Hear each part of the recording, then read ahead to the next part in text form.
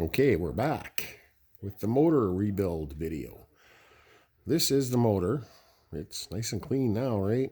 Because I was going to video this right from the beginning, but when I got it open and seen this is the worst motor I have ever seen, and I have built dozens and dozens of these motors.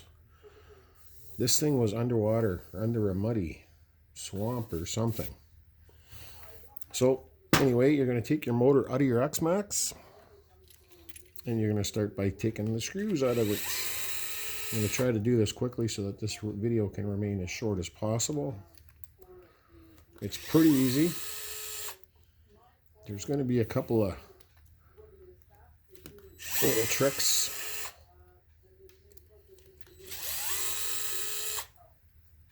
So obviously I've cleaned this all up so it's nice and pristine the way it is, and put it back together just so I can make this video.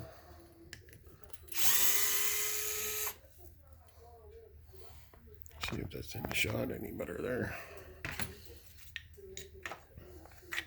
Motor mounts off, 2 more screws in the bottom of it.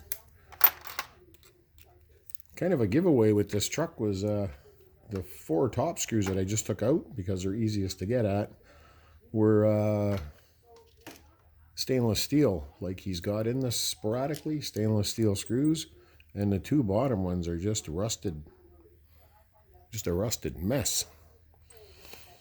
So it was a cosmetic cleanup after he got it out of the swamp or whatever he got it into.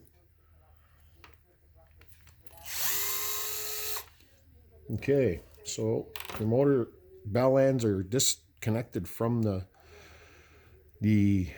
field windings, the outer casing. So all I do is I just give it a little tap on the shaft and the back comes loose. Now you want to be careful when you pop this out, because there's going to be a shim in there. Could be 2, depends on the motor. Then you go and just give it a little push, and then the front one comes loose. And it typically doesn't have any shims, and you pull it apart. And it should look relatively like this. Sometimes I've taken them apart and you find if the bearings are really bad, like this one, but this one didn't do it. I'll show you here in a second. I get a pair of vice grips. It's the easiest thing for me. Put them on lightly onto the shaft.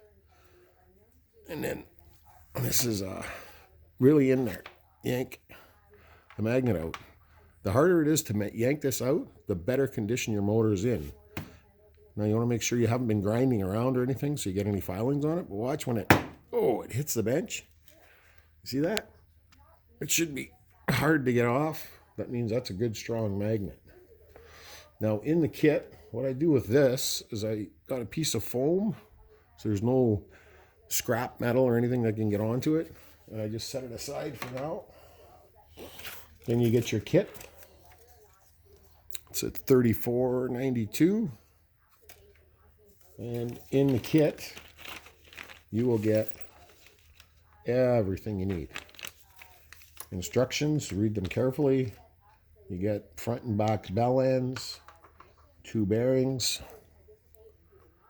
all the screws, and you're going to get the shim, or this is a tube that goes on to here, but in most cases you can't get this off, so I don't worry about changing that out, because it doesn't get, there's no difference. It's really hard to get that off there for some reason. And then you have your shims, which I already used up. So then going back together, getting this bearing out of here when you go to do it, I made up a little hook like this just to go into the backside, and then you can just pull it out, going around and around,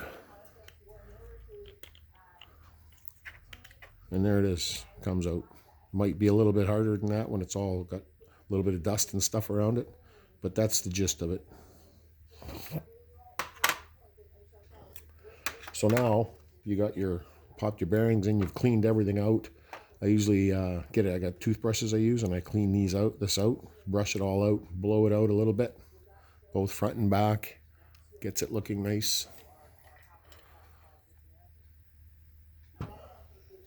Then you come back in with your armature, and it's going to rifle in there.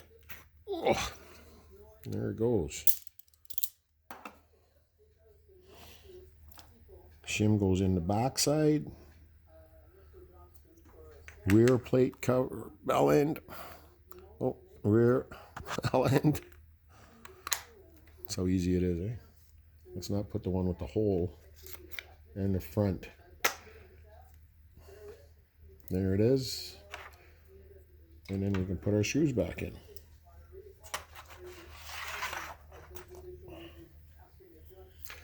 I think I might do a video of this whole truck, because this thing's got me curious.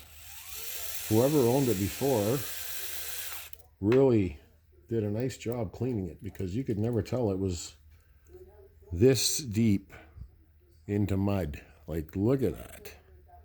They are rusted to crap. So I'm curious to see what the differentials look like. I put the bottom ones in, and then I screw on my front and back. You can do it whatever way you want it. I just like to get it standing. And at this point, these drills are awesome too. I gotta say that in every video. I got the clutch set to 9. Now I'll go in, it's very, very weak. I'll go in and hand tighten all the screws after I'm done. I think this video is getting too long again. Yeah, so I don't know anybody who watches this. Let me know, throw me a comment if you want me to post up the video of this rebuild.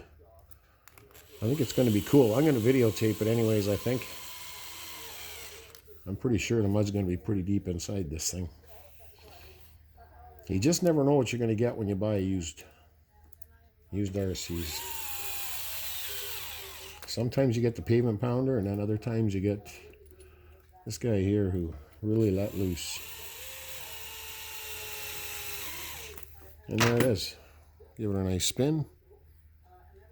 It's a beaut, and it should have just a little bit of end play when you're done. You need some end play for when it gets hot. It can expand. So there we go. This thing is a you see in here, the steering bolt is just deep, deep brown rust. And then he's got stainless screws in, and they're all rust stained. And then the back end is just all rust.